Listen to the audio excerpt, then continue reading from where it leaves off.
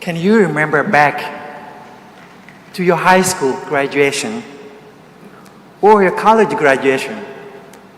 Do you remember the excitement you felt wanting to step out into the world and be out on your own?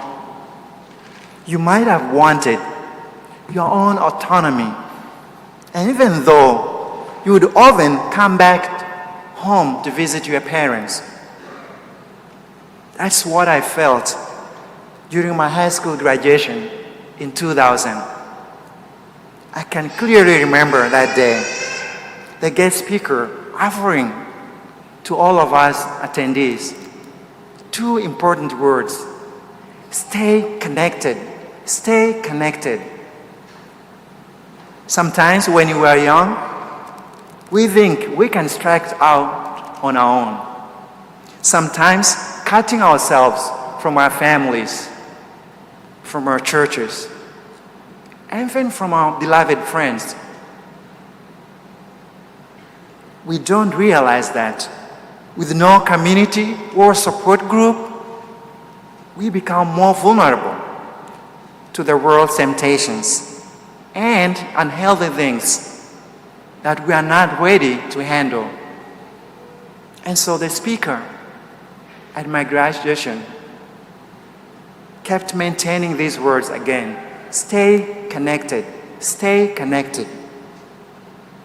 We also need to stay connected to the body of Christ and to one another, whether we leave home, get married, or get into the workforce.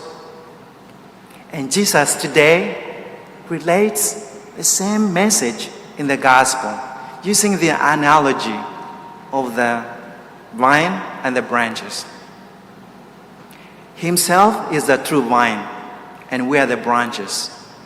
And so Jesus, as the true vine, is the source of our own union and relationship with God. We can stay connected to the vine, Jesus, and to receive the nourishment we need. I think one of the most important things we can do is also something Jesus did when he wanted to connect himself to the Father. He went to pray. He stopped what he was doing and spent time alone reconnecting with the Father and with himself. So we too, we need to have a regular prayer life. We need time for spiritual reading and reflection. I think if we don't pause sometimes what we are doing, we can get connected to the wrong vine. We will be disconnected.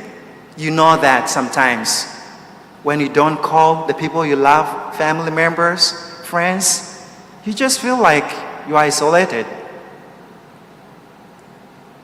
And you know pretty well that disconnected people are prone to doing things that they will regret later. So once we have made that room for reflection with a source of love and life, that is Jesus, we act more according to Christ's will. And out of that quiet reflection, sometimes, even though we are not perfect in our love, in our relationship with one another, we can choose to stay connected.